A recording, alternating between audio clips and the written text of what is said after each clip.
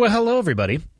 It's Friday, which means Q&A. And today's Q&A episode is brought to you by Black Rifle Coffee. Now, this weekend, 2 days from when this episode comes out, because it will be on a Friday, unless we're deciding to do full auto Thursday, which makes no sense, it's Father's Day. And Black Rifle Coffee is having a Father's Day special. And instead of explaining what it is, I suggest you go to blackriflecoffee.com because they have that special. And a lot of it, they're bundles, and you're going to get I'm looking at 15 to 20% off, depending on what it is. They also have everything else you could possibly need if you are an aficionado of coffee. So check out blackriflecoffee.com for all your needs. And if you're a woman listening to this, a mother, and you want to get something for the father in your life, your dad or your significant other, well, you're too fucking late because there's no way it's going to actually get there by Sunday, but maybe you could get there next week. So next time, plan ahead. blackriflecoffee.com. Moving on to Fallout Friday, number 110. Here we go. Okay, got the red smoke. Gun run, north and south, west of the smoke, west of the smoke. Okay, copy, west of the smoke. I'm looking at danger close now. Come on with it, baby, give it to me, I need it. You're cleared hot. Copy, cleared hot. All right, who's ready for Q&A? I'm ready for Q&A because I have some questions in front of me. But before I do that, I need to do something that I have been meaning to do for a good amount of time. And the desire to do this hits me constantly. And then I'll sit down in the studio to record something, and I completely forget to actually take the time to do this. And that is actually showing some gratitude to the people that not only listen to or watch the podcast, but those that reach out to me and those that support the podcast, whether just through reaching out or what has been crazy to me is the number of people that want to represent the podcast all over the world, whether it's with a sticker or a hat or a T-shirt. I am completely blown away. Actually, my vocabulary fails me in my ability to express the gratitude that I have for everybody out there who listens and helps me spread the word. 5 years ago, plus or minus, I started the podcast on the suggestion of somebody else, and I had no idea what it was going to be or where it was going to go. And for clarity, I still don't have an idea of exactly what it is or a breadcrumb template of where I want it to go, but it has become the most rewarding thing that I do. It's really cathartic for me to sit down with individuals and talk about or work through very difficult situations or learn from their mistakes or learn from their experiences. But it's equally rewarding for me when the listeners or watchers, I'm just going to use the term listeners for both, reach out with messages. I've gotten messages about people who have completely turned their life around, who have made the decision to not end their life, who have expressed to me what's going on in their personal life that mirrored a lot of what was going on in my personal life, with the thoughts that they didn't realize anybody else was going through it. So all of that in combination has been completely shocking to me. I still, like I said, don't have an idea of where everything is going to land with the podcast, but I really enjoy doing it. I'm going to continue to do it. Very shortly, I'm going to be changing the format just a little bit. I'm going to have my editor actually coming in real time, so we're going to have the ability to Google stuff. His name is Michael, by the way. He's not going to be young Michael, even though he is super young. He's like 7 years old in comparison to me. But we're going to add a little bit of lighting to hopefully illuminate the guests a little bit better. And all of that is because of the support that everybody out there listening has provided. So thank you from the bottom of my heart. I don't know what else to say other than the fact that I think about it and I am appreciative of it every single day. Moving on, question 1. Did you feel any apprehension before enlisting? I've had a dream to pursue an occupation in the special operations community for as long as I can remember, but the idea scares me. Is this normal, or am I being a massive bitch? I enjoy the podcast and your insight on the things that you discuss. Well, let's approach this question. Maybe let's look at the other side of the coin. If you weren't scared, if you had no trepidation about the decision that you were considering making, would it actually be that important of a decision? My suspicion is the answer to that would be no. Let's say you set a goal for yourself, and the goal is I'm going to wake up tomorrow morning earlier than I normally do. Nobody's going to go to bed quaking in their boots at that, thinking of staring at the ceiling, wondering if they're going to be able to do it. Why? because it's not that hard and it's not that meaningful. I'm going to lose 1 pound. All right. Nobody's going to drastically alter the course of their life to do that. I'm going to save $100. Again, nobody's going to be trying to count sheep at night to go to sleep thinking about how they're going to save $100. Or actually, I take that back. It's unfair to say. There probably are people in their life, I would say earlier on in their life, where that would be a massive sum of money, and it is a large sum of money, but I think as you move on, you'll have a little bit more context to go with that. Point being, none of those things that I listed likely will scare you. Why? They're not that big of a deal. You're not stretching yourself. So when you say to me that you are scared of the choice that you want to make, you have apprehension before enlisting, what I would say to you is, good. That's exactly how you should feel. And now, personally, did I feel any apprehension before enlisting? Of course I did. I did as much research as I could on the community that I wanted to go into, and it's the opposite of the Hunger Games motto. You know, the Hunger Games, may the odds be in your favor? Let's just say that Buds is the exact opposite of that. Quite clearly, the odds are not in your favor. So I knew what I was getting into to a degree. There was far less information out that I could find when I went in the late 90s than there is now. Last I was told, there are websites that will literally give you like day-to-day, hour-by-hour schedules of what you might encounter in training. I don't actually think that's a leg up, by the way. I think that might be too much information, probably a balance. But what I could find was unsettling because I'm not great at math, but I understand what it means when people say 1 out of 10 who attempt this training pipeline are actually going to be successful. It scared the shit out of me. It was a huge life commitment. I was young. It was the only thing that I wanted to do, and I didn't really have a plan B. And I've said this before on the podcast. I'm not sure if that was the right idea, but I also don't think that having a really enticing plan B is the right idea either, because that could have a little bit too much gravity in your low moments. So yes, I had apprehension because it meant so much to me. It was a goal that I knew by setting it was going to be extremely challenging. It was actually far more challenging than I thought it was going to be over the course of a career. I didn't know that at the time, and I think that's sometimes the way. The point in saying all of that is your goals should scare you. It's a good thing if you have apprehension and I'm going to say a little bit of anxiety. I don't want anybody to be crushed by anxiety, but if you don't feel those things, I don't think you're aiming high enough. Don't try to save $100. Try to save 1,000. Don't try to save 1,000. Try to save 100,000.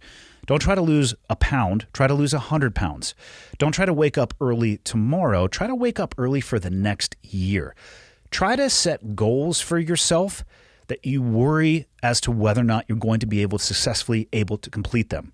That was a total run-on sentence. Set goals for yourself where you have concern as to whether or not you will be successful. So you're not being a massive bitch.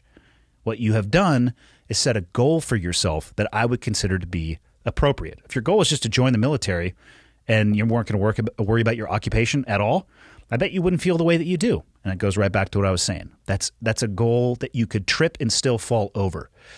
I want you to set a goal that is 2 inches higher than what you think your maximum high jump actually is, and then go train your ass off. So you're headed in the right direction, and I think a lot of people, if not everybody, feels that level of apprehension and is scared a little bit.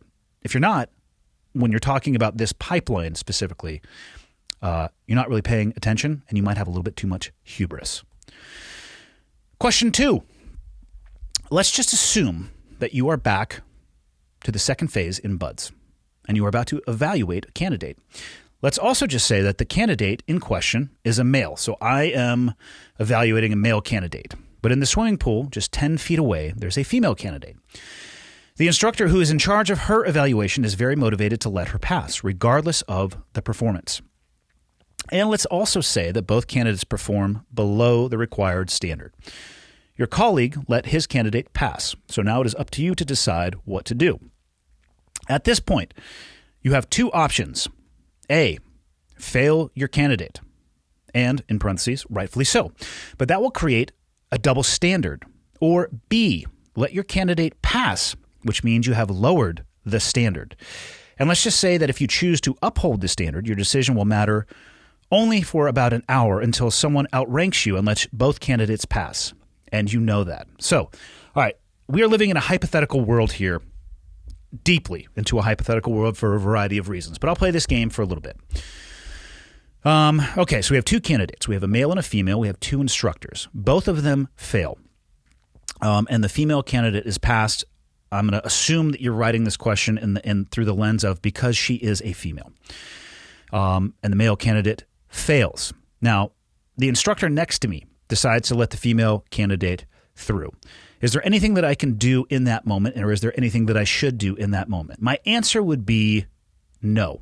There is nothing that I can do about that person's actions, but I will get back to what can be done about that later on. Because my role in this situation is to evaluate my candidate.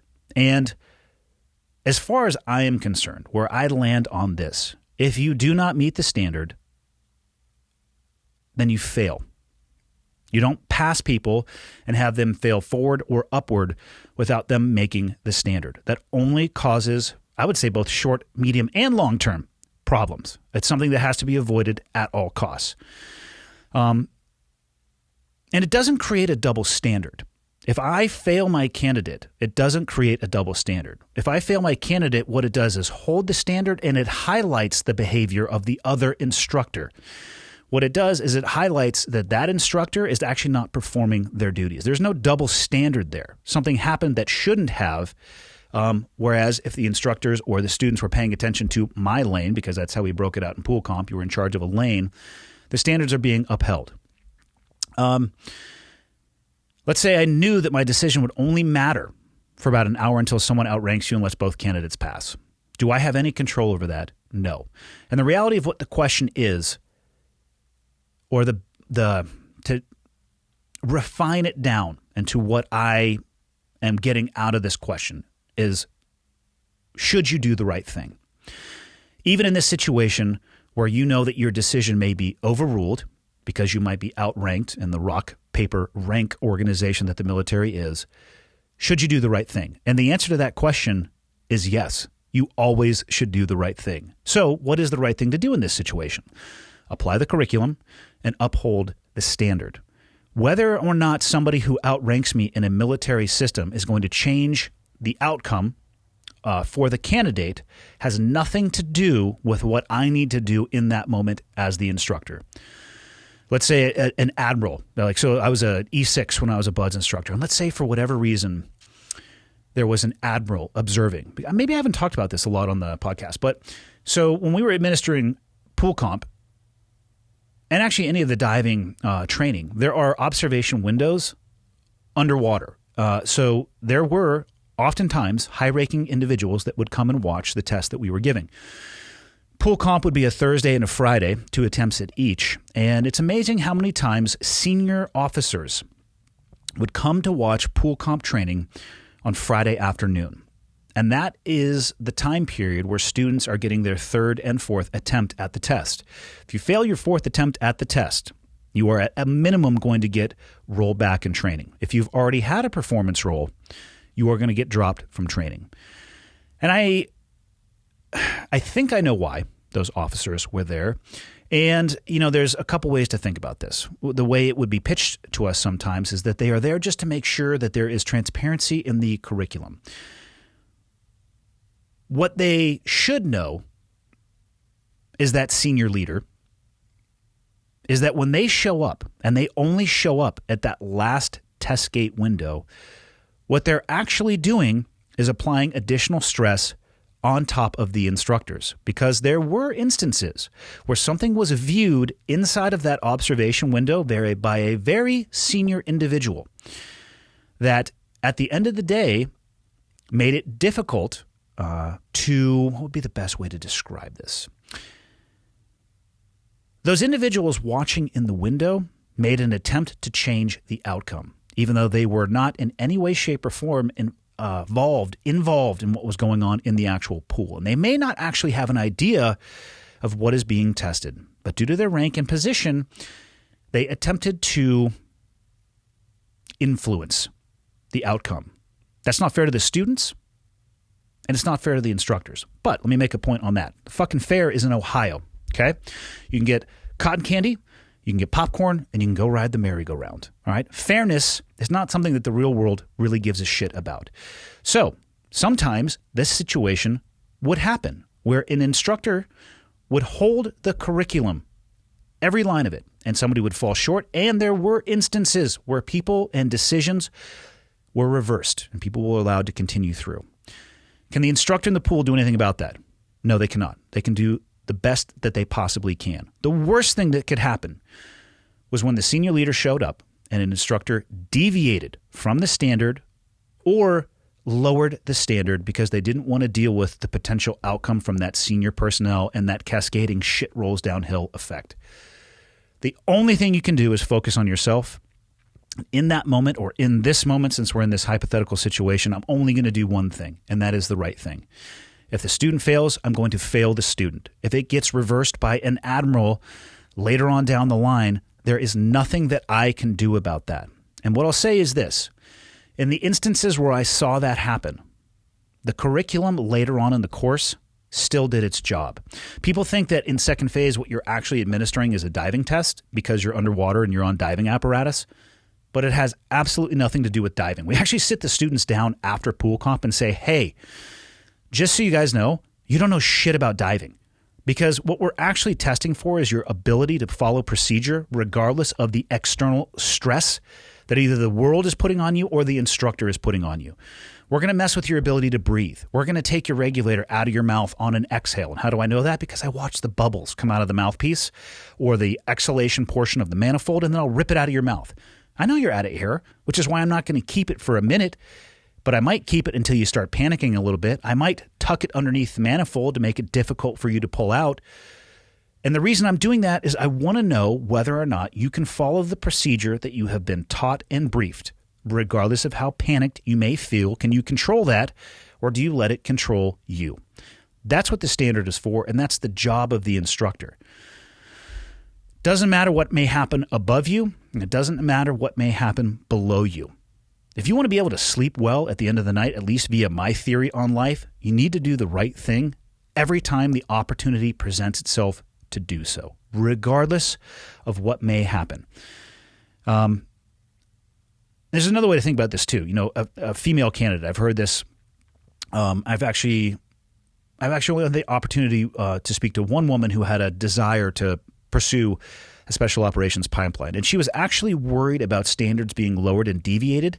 She would have rather failed out of the course than have somebody lower the standard, because she understood the risk of passing a course that was 3/4 the normal course or half of the normal course. She'd rather fail than have it deviated from. So in this situation, that second instructor, they're not doing anybody any favors. They're probably actually setting this person up for long-term failure. And all you need is either a stopwatch or a calendar and letting the days flip by until that happens.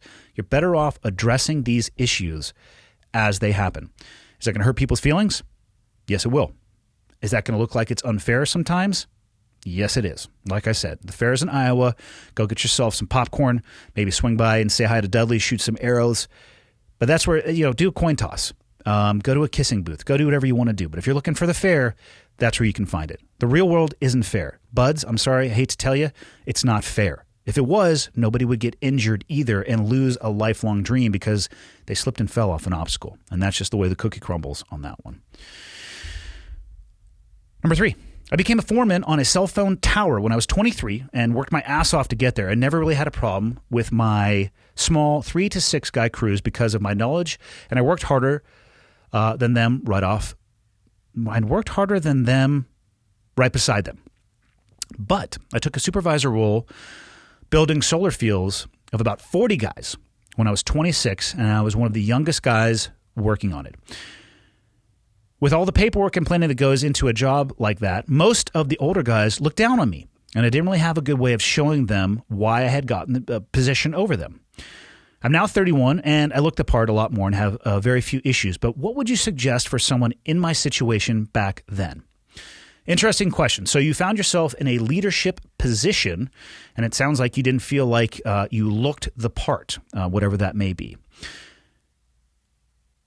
The key part of this is I didn't really have a good way of showing them why I had gotten the position over them. It's not your job to show them why you got the position over them. Obviously, you probably applied for it, and maybe they applied as well. So what an intelligent person would do, or somebody who is their ego a little bit more in check, is that if somebody else actually gets hired for that position, and maybe they're a little bit younger than you, and perhaps you think when you look in the mirror that it should have been you and you have the most experience, but you didn't get picked for the role, is maybe do a little bit more of a critical analysis of yourself. Maybe let's take a look at how we are presenting ourselves on the job site. Have I taken the steps necessary? Have I showed those in those leadership positions that'll be making the decision on who gets this job, that I'm ready for this, that I'm trained for this, that I'm able to do this?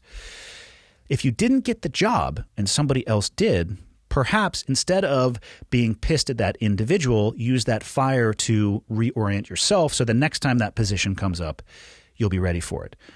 There's nothing that you can show them. Actually, I take that back. There's nothing that you can say to them. And if you are in a competitive group and you get a position and it's competitive, you can expect that there's going to be some animosity from those that you were selected amongst, right? There's nothing that you can say to them that's actually going to round the edges on that. But what you can do is show them. And how do you show them that you deserved it more than them? You do the best goddamn job you possibly can. You knock it out of the fucking park every single time that something comes up, and you lead by example. You don't need to say shit. Lead by example and show them with your behavior exactly why you got that job. That's all you can do. Or you could waste all of the air in your lungs for days, weeks, and hours, and probably years trying to, try to explain it away. They're not going to want to hear it. And they actually might not want to see it for a little bit until they calm down a little bit and realize that, hey, it's not the end of the world.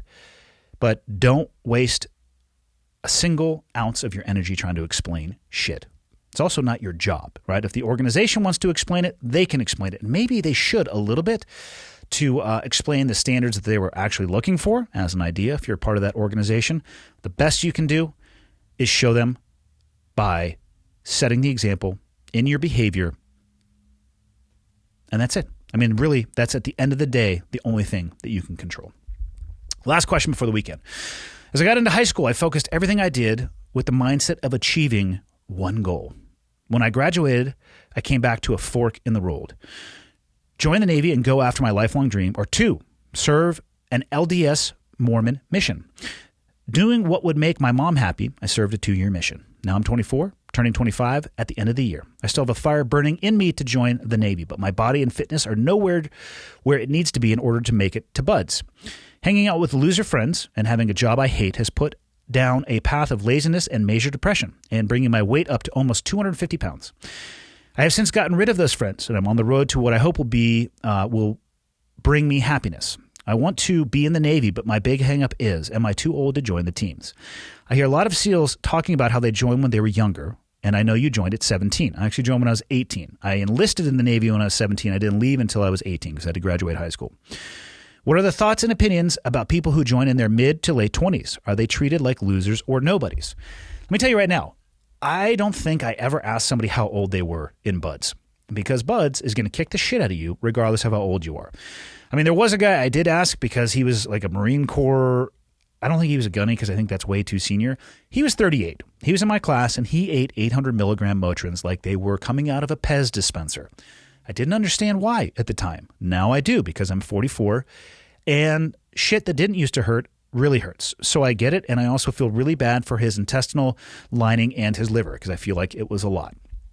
Now, other than that, though, I don't remember asking anybody how old they were unless it was a matter of asking them to borrow their ID so I could go like on base and drink.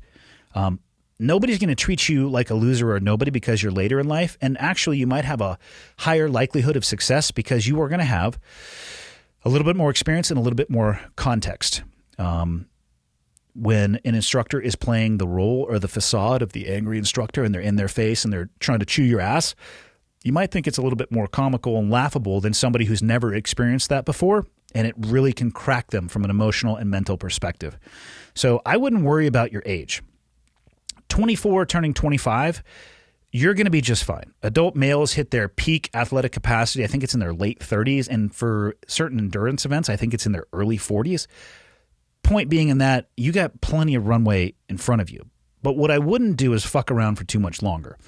Like if you're going to send me this email again, I'm 26 turning 27, I'm 27 turning 28, I'm 30 turning 31. It's like, hey man, you need to shit or get off the pot. So you need to set a hard and fast time and when you're going to actually do this, and then set some goals for yourself. And if you're unable to achieve them in that time period, I would consider moving on to a different occupational goal. Because if you can't make the goals you set for yourself, you're probably not going to be able to make the goals that somebody else is setting for you, especially with the outside scrutiny of an instructor sitting there waiting to remediate you or shit can you if you can't meet the standards. So no, you're not going to be a nobody or a loser. You might actually end up having a better experience and being able to motivate and inspire some of the younger people because of that experience that you have. But you're only going to be able to do that, like I said, if you get off your ass, get in gear, and actually take steps in that direction. Don't worry about the age. Worry about setting a timeline for yourself and then get it done. So you're not dealing with the number one emotion that I hear people deal with when they reach out to me, when they wish they had served in the military, and that is regret. And that just sucks. And I don't want anybody to feel that way. That's all I have for Friday.